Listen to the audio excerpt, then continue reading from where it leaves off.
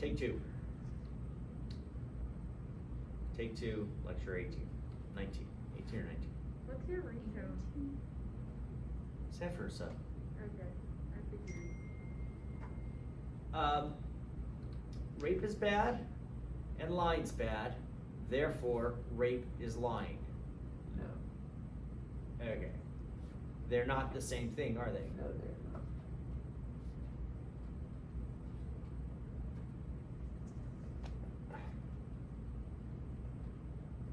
So what do we mean by bad? That rape and lying have in common. That murder, rape, stealing, lying, and beating somebody up all have in common. They both go against the natural law. Oh, they all go against the natural law, right? Yeah. But in different ways, of course. In different ways, of course. Yeah. What would an atheist say? Yeah, it's a good question. I'd have to ask an atheist. You should.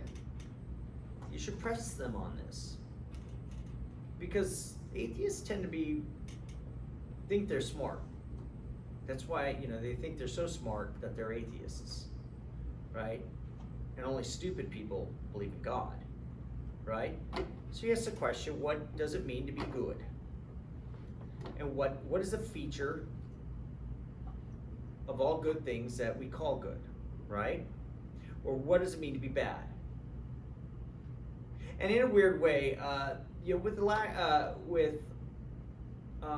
when I say it goes against the natural law, that's not how Augustine is actually going to answer it. And Augustine doesn't answer it that way.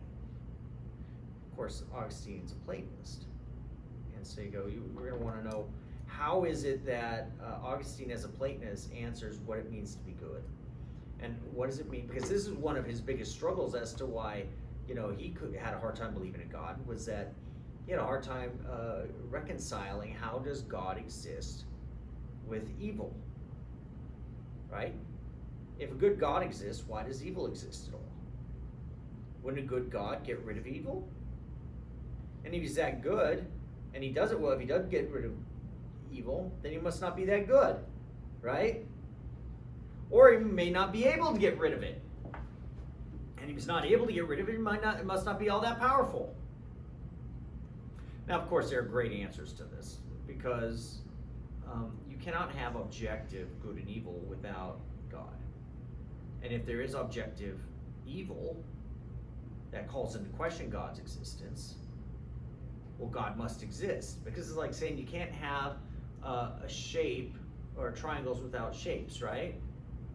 We have shapes, triangles, therefore we have shapes.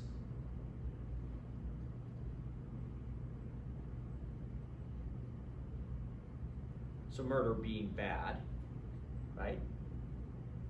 For there to be evil requires there to be objective moral value. For there to be objective moral value, there must be God. God must exist. Murder is objectively morally bad. Therefore, objective moral values exist. If objective moral values exist, therefore God exists. Moral values do exist, therefore God does exist, okay? Now I've got a video that you'll watch on objectivism versus subjectivism. You'll need to know the difference. It's about a 7-minute video that I put up. It's already up, okay? So our major task is to answer the question, what is good and evil? And it's not just to be able to say,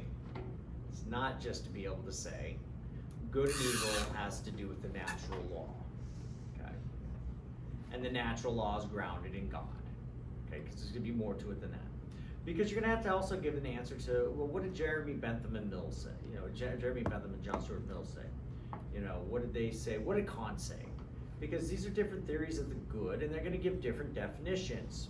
So it turns out that depending on what philosopher you're talking to, you're talking about completely different things. If you're talking to a guy who's a relativist and he says that's evil, you could ask him, by evil, do you mean you just think it's not culturally acceptable?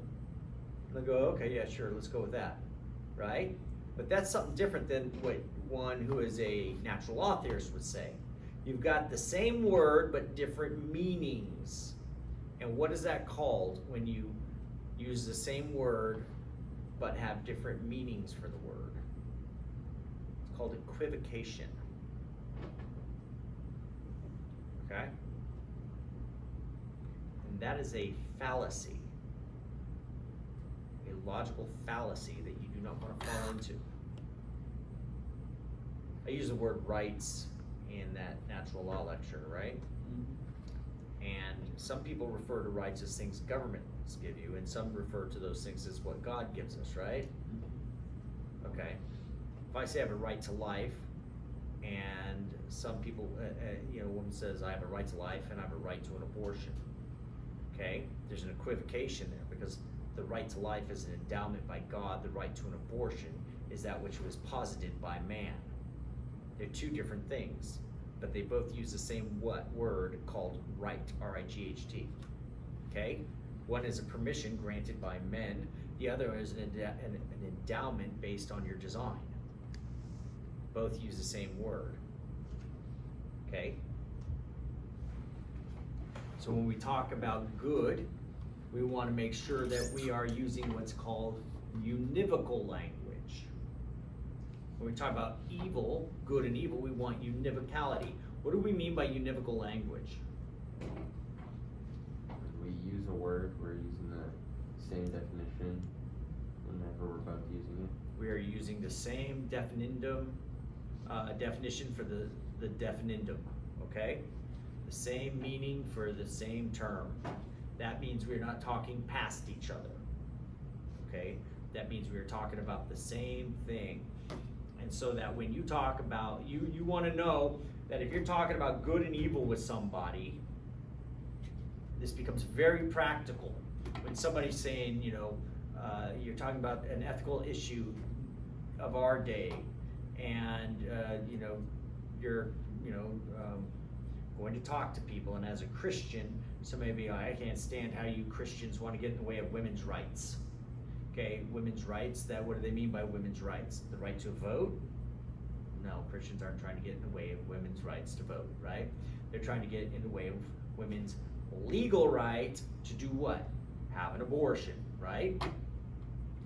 And so you go, well, all right, so we've got the word right, and we're talking about two different things. And they're going to say, it is morally wrong for you to get in the way of our abortion. And you're going to say, it's morally wrong for you to have one.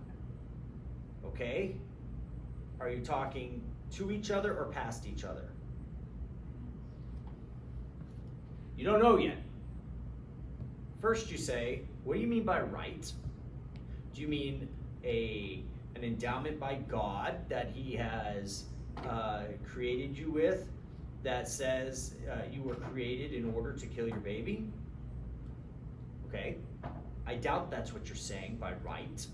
You're saying something that man has given you permission to do, right? Mankind, that is, the government. Good, or when you say bad, are you telling me when I say that it is wrong, immoral for you to have an abortion, that God said, thou shalt not murder, that is, have the intentional, unjustified killing of all humans, any human, right? I'm saying that's evil, it is against God's will, and you are saying it's evil for me to stop you from doing it. Are you telling me it's against God's will for me to stop you from killing a child? You see that the discussion, you start saying, get very specific. What do you mean by evil? What do you mean by right?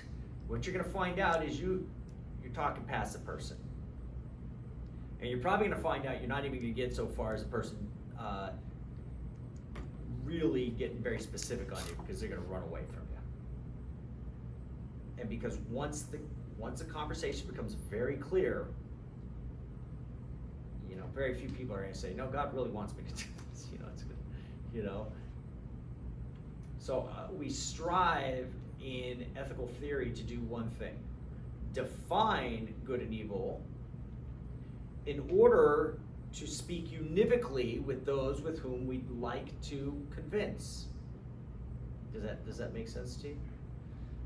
So that's why I want you to know the different theories as I'm going to bring them up in the next couple weeks. So that, and by the way, if you ever take an ethics class here, they'll have you read all these authors, you know, Bentham and Mills, you'll have to read some Kant, oh boy. You'll have to read all these, Hume, and you'll learn about their theories of that which is good and evil, in a much broader, you know, longer sense, but I'm just gonna give you the real condensed version, okay? I'm just gonna give you kind of like a bumper sticker slogans on how we get there, okay? And that you'll kind of walk in with an advantage in a way, just a slight one, okay? So any questions so far? Nothing. So we learned, what are we asking in a class on ethics? What is, what is what? Like what you just said, like what do you mean by like bad or evil? Good and evil. What do we mean by good? What is the good? Yeah. What is evil, okay? We were trying to define that term, okay? And we will learn that there are different ways people do it. We talked a little bit about relativism today. We talked just barely about natural law today because you already watched a video on natural law. So it kind of stole my own thunder. We will talk about ethical egoism coming up, and we will talk about utilitarianism coming up.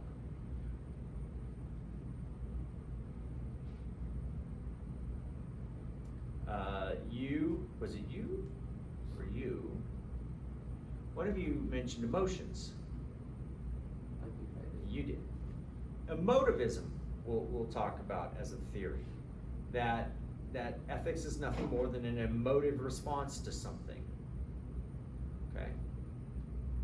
And so we're gonna ask these questions. And ultimately, I've told you, I believe